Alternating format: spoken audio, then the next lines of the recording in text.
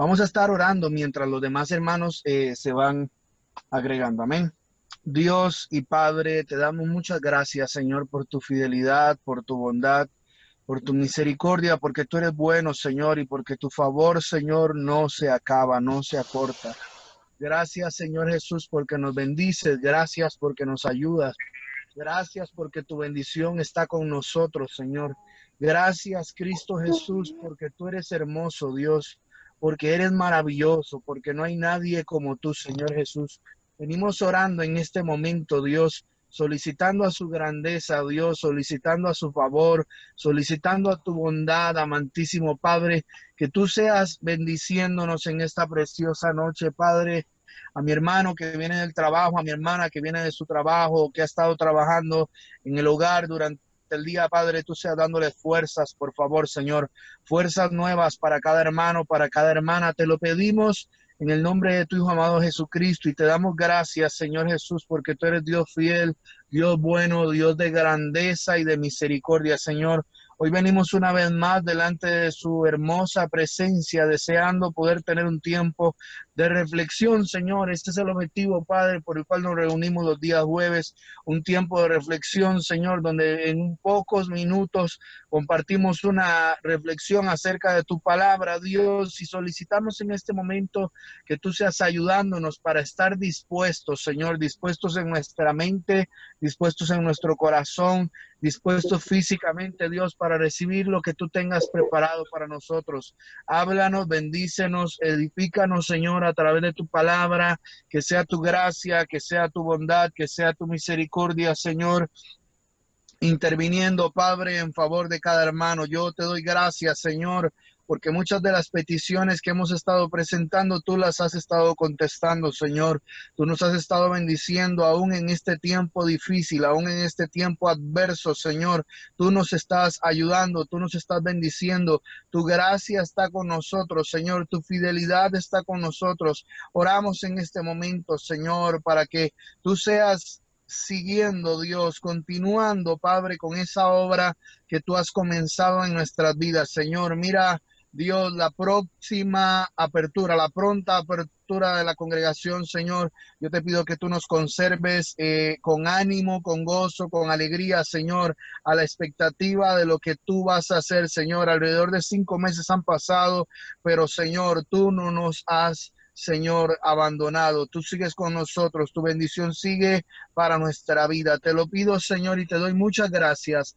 Gracias, Cristo Jesús, en esta preciosa hora, por tu bondad, por tu grandeza y por tu misericordia. A ti sea la gloria, a ti sea la honra, la alabanza y la adoración por los siglos de los siglos, Señor Jesús. Amén, Dios, y amén. Gloria al Señor. Bueno, mis amados hermanos, mis amadas hermanas, un abrazo a cada uno de ustedes. Damos gracias al Señor por sus vidas que se pueden conectar a compartir con nosotros. Dios bendiga a Dalianita, Dios bendiga a mi hermano Arlet, Dios bendiga a mi hermana Silvia y a Danielita que se reúnen con nosotros. Voy a invitarlos a que me acompañen a la palabra. Voy a invitarlos a que me acompañen a la palabra y que se ubiquen en la eh, epístola del hermano Pedro, ya al finalizar el Antiguo Testamento, están las cartas que escribe el hermano, el apóstol Pedro. En Primera de Pedro, en su primera epístola, en su capítulo 3, hay unos textos que tienen que ver con los deberes conyugales. Y miren qué interesante, porque si bien es cierto, nosotros podríamos pensar de que esto es únicamente donde existe esposo o esposa, pero yo quiero que tú tengas claridad en este aspecto. Nosotros tenemos una relación definida con Dios el Padre. La Biblia dice de que Cristo es el novio de la iglesia y la iglesia, por consiguiente, es la novia. Entonces, cuando encontramos acá en el capítulo 3, en el capítulo 3 del hermano Pedro, tenemos que entender que esto aplica tanto para matrimonios como para nosotros, que bíblicamente podríamos decir que la iglesia tipifica a una novia. Entonces, tenemos que estar abiertos a este pensamiento. Voy a leer los versos del 1 al 7. Voy a leer los versos del 1 al 7 y vamos a analizar eso antes de entrar en el tema de esta noche. Dice la palabra del Señor en su capítulo 3 de la primera epístola de Pedro, verso 1. La palabra del Señor la leemos honrando al Padre, al Hijo y al Espíritu Santo de Dios. Amén.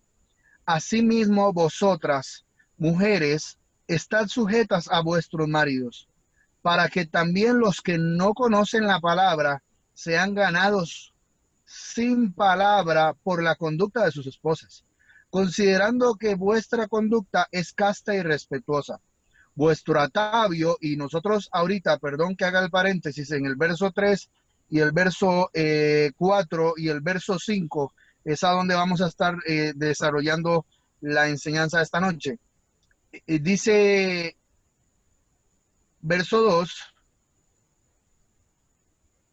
sí, correcto. Considerando vuestra conducta casta y respetuosa, vuestro atavio no sea el externo de peinados ostentosos, de adornos de oro o de vestidos lujosos, sino el interno, el del corazón, en el incorruptible ornato de un espíritu afable y apacible. Y ese es el centro de la enseñanza de esta noche, que es de grande estima delante de Dios.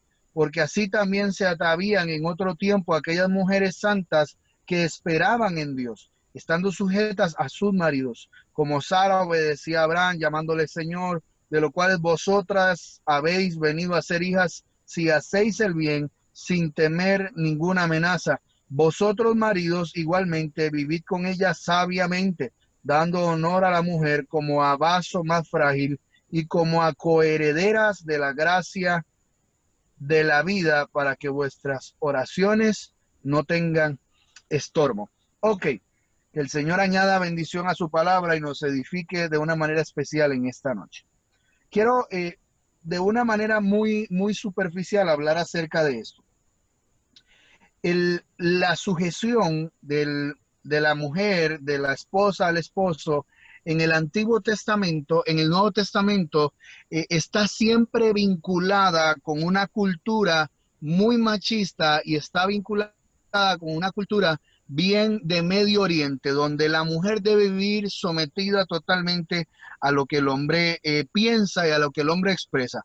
Nosotros tenemos que hacer este contraste correctamente, haciendo uso de la sabiduría, entendiendo de que en Dios la obediencia y la humildad siempre debe ir de la mano. Yo voy a hablar no de la relación entre el marido y la mujer, voy a hablar de la relación de la iglesia con Cristo. No me voy a salir de esa línea, no voy a hablar en ningún momento acerca de lo que es la relación de la mujer con el marido, porque no es el punto. Pero sí me voy a enfocar mucho en el aspecto de la iglesia con Cristo. Entonces podríamos definir en este aspecto de que nosotros como iglesia debemos estar sujetos y obedientes absolutamente a todo a lo que Cristo nos mande.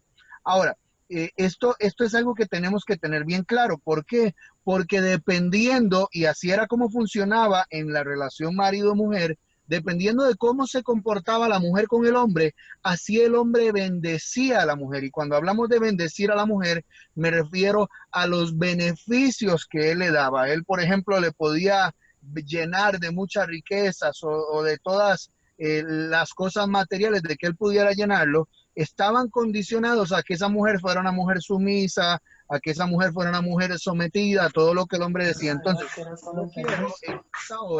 yo quiero en esta hora de que tengamos claro esto. Quiero que tengamos claro esto. El hecho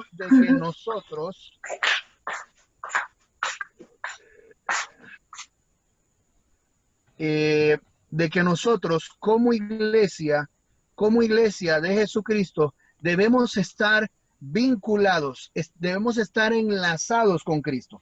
Ahora bien, sigo avanzando porque esto lo voy a tocar de manera superficial. Cuando habla en el versículo 3 acerca de vuestro atavio no sea externo, de peinados ostentosos, de adornos de oro o de vestidos lujosos, Históricamente se ha usado eso para definir cómo debe vestir la mujer y cómo no debe vestir la mujer, cómo debe peinarse o cómo no debe peinarse. Yo quiero ser objetivo en lo que voy a decir. Cuando la Biblia está diciendo no sea el externo de peinados ostentosos, de adornos de oro y de vestidos lujosos, está hablando de una metáfora, no está hablando específicamente de que la mujer no se puede peinar bonita, de que no puede hacerse sus colochos y lo que quiere es hacerse colochos. Está hablando de la falsedad. ¿De cuál falsedad? La falsedad que se representa muchas veces en las apariencias. Decía alguien por ahí entonces, si usted quiere conocer verdaderamente a una mujer que está maquillada, si usted ve a una mujer muy bonita porque está maquillada, usted lo que tiene que hacer es llevarla al mar o llevarla a una piscina.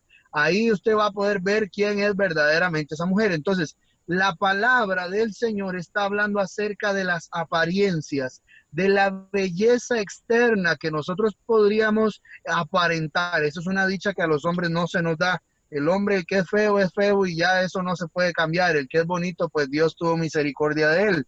Entonces, esto es bien importante. ¿Por qué? ¿Qué tiene que ver todo esto, pastor, con lo que estamos hablando? Bueno, es que vamos a hablar de apariencias y ese es el problema del tema de esta noche.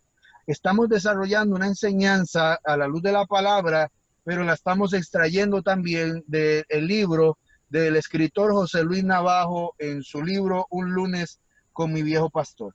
Leo algunas frases para ustedes. Un vistazo a la gloria de Dios nos arranca de golpe todas aquellas medallas del pecho y nos despoja de los títulos y nos apea. Y así dice, y nos apea del pedestal. La semana pasada estuvimos hablando del valor que nosotros tenemos delante de Dios. Cuánto Dios nos ama, cuánto Dios nos quiere, cuánto Dios nos cuida, cuánto Dios nos bendice, cuánto Dios nos da. Pero si hay algo de lo que tú y yo tenemos que tener presente, tener conciencia de, es que lo que tú y yo tenemos, número uno, no lo merecemos y número dos, lo recibimos por gracia. Amén. Lo que tú y yo tenemos lo recibimos por gracia, no porque seamos buenos, no porque seamos muy capaces, no porque seamos la mamá de Tarzán, como dicen por ahí, la última Coca-Cola en el desierto, no. Tenemos que tener claridad en que lo que recibimos de parte de Dios, lo recibimos sí porque Él nos ama mucho, sí porque Él entregó la vida de su Hijo en la cruz del Calvario para que tú y yo tengamos salvación. Pero tenemos que mantenernos en humildad, reconociendo de que independientemente de lo que tú y yo hagamos, no depende de nosotros hacerlo, sino de la misericordia y de la gracia de Dios que nos alcanzó primero y nos permite, ojo a esto, y si tú puedes repítelo ahí en tu casa, Dios nos permite servirle. En la misericordia de Dios, Dios nos permite servirle. ¿Sabes? Tú sabes lo que tú estás diciendo. Servirle a Dios. Hay gente que se moriría por servirle a Donald Trump. Hay gente que se moriría por servirle a Vladimir Putin. Hay gente que se moriría por servirle a hombres. ¿Me entiendes? Me explico el punto. Hay gente que muere por servirle a un hombre común y silvestre igual que tú, que lo único que tiene diferente a ti es que tiene poder económico o tiene posibilidades que tú no tienes. Entonces, pongamos mucha atención a esto, porque mientras muchas personas, por ejemplo, hablando de, por ejemplo, Osama Bin Laden, por ejemplo, un terrorista muy conocido, un terrorista como Osama Bin Laden, sabes que la gente moría por servirle a Osama Bin Laden. Y este hombre los había hecho creer que su servicio les garantizaba una eternidad en bendición. ¿Me entiendes? Nosotros tenemos que entender, y yo quiero que tú tengas bien claro en este momento, nosotros necesitamos entender que cuando Dios nos llamó, por misericordia, tú y yo le servimos a un Dios vivo, tú y yo le servimos a un Dios grande, tú y yo le servimos a un Dios poderoso. Y el servicio que brindamos no nos pertenece a nosotros. Mira qué intenso que es esto, y digo intenso porque la verdad es que es fuerte. La verdad es algo que cuando tú lo piensas bien, no te permite ni siquiera coger aire para descansar. ¿Por qué razón?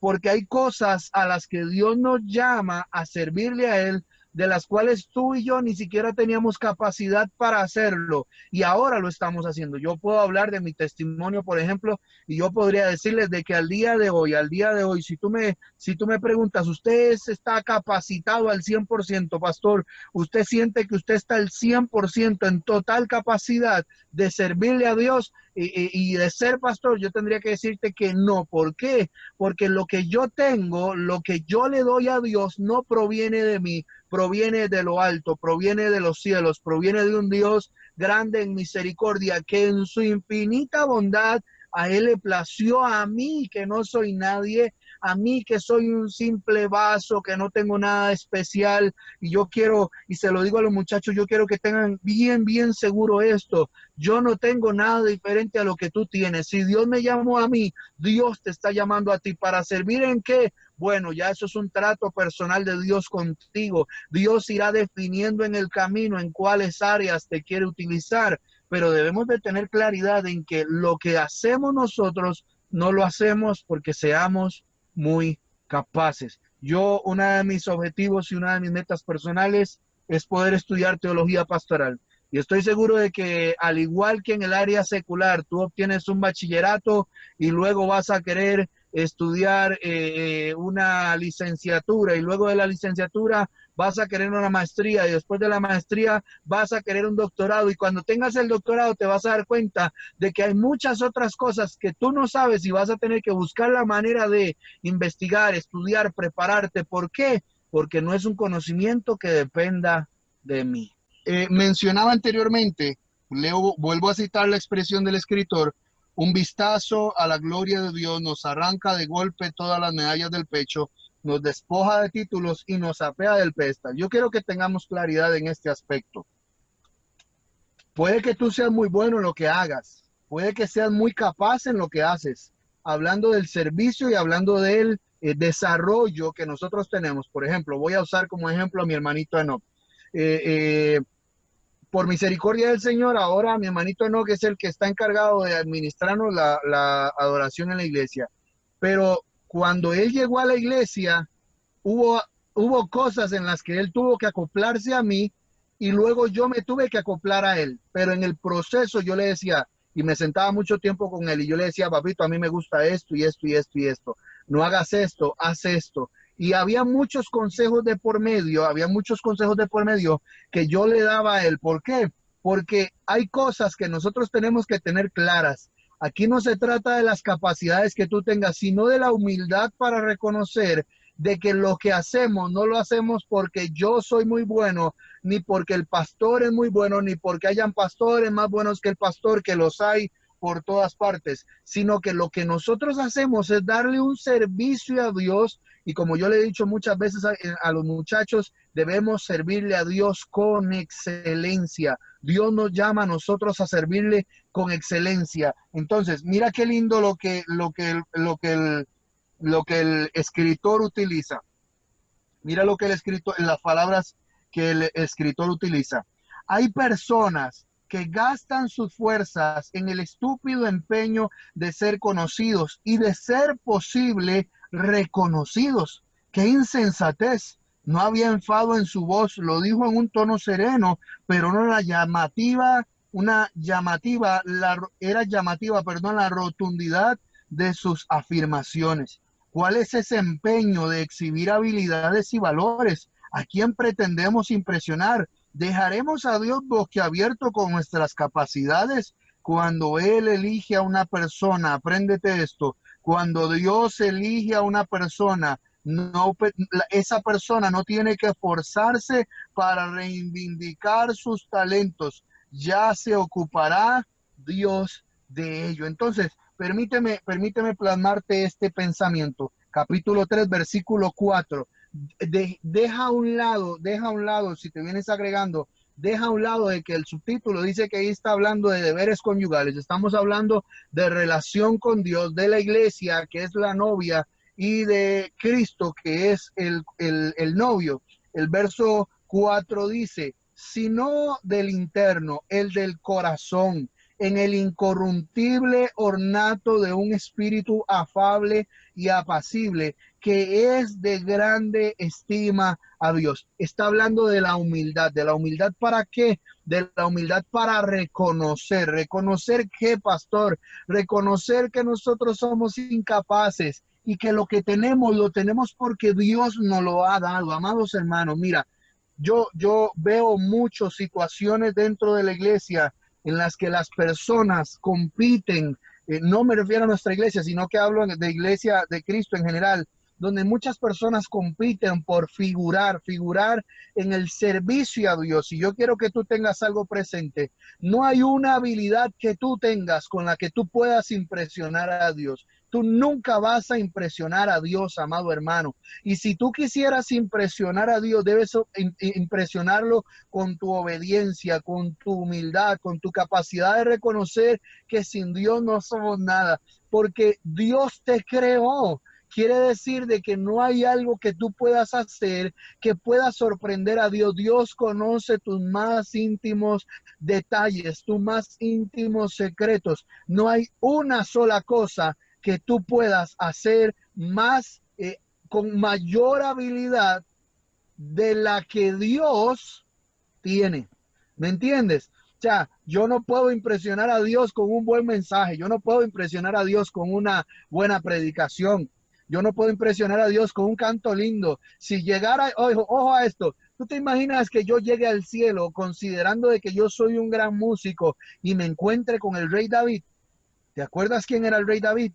El salmista que cogía un arpa y con sus melodías de adoración a Dios, cuando él estaba tocando esa arpa, había un espíritu malo que atormentaba a su rey, al rey Saúl, y él comenzaba a adorar a Dios con el arpa y con las notas que él tocaba. Ese espíritu malo tenía que irse. ¿Qué capacidad tenemos nosotros? ¿Qué sucede cuando tú y yo adoramos? Se van los espíritus malos, se van, como dice el canto, cuando le alabo, las penas se tienen que ir. Cuando le alabo, las penas se tienen que ir. Las cadenas caen, se tienen que romper en el nombre de Jesús.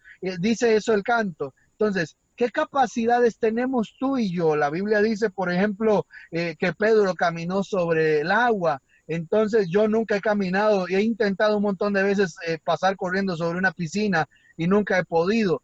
No sé si los muchachos lo habrán intentado, si los hermanos también lo habrán intentado, pero en mi intento fallido siempre por pasar corriendo por el agua de una piscina, siempre me hundo. El peso siempre es un inconveniente. Me pongo a pensar, ¿qué capacidades tengo yo? ¿Qué tengo yo para impresionar a Dios? Yo te aseguro de algo. Si tú quieres impresionar a Dios, impresiónalo con tu obediencia, impresiónalo con tu humildad, impresiónalo con tu capacidad de amarle, con tu capacidad de respetarle, de valorarlo, de entregarle lo mejor a Dios. Nosotros vivimos en tiempos, amados hermanos, donde mucha gente vive de apariencias, donde mucha gente vive de apariencias. Veía un comentario hoy de un amigo que decía que llegó a un hospital, a una consulta, que le hicieran un examen, y cuando llegó en un tablero, en un hospital, habían como 15 conectores. Habían como 15 conectores y todo el mundo estaba sentado alrededor con su teléfono, con su dispositivo móvil. Y dice que de todos los que estaban ahí, solo 3 personas estaban conectados a la electricidad, recargando su teléfono. Y dice que en ese momento, él es evangelista, dice que en ese momento él sintió algo en su corazón. Lamentablemente, en la iglesia, cada vez que tú te sientas, tú llegas a recargar tus fuerzas, tú llegas a recargar esa energía que solo Dios te la puede dar. Pero muchos llegan a la iglesia, se sientan, pero no se conectan. Alabado sea el Rey de Gloria.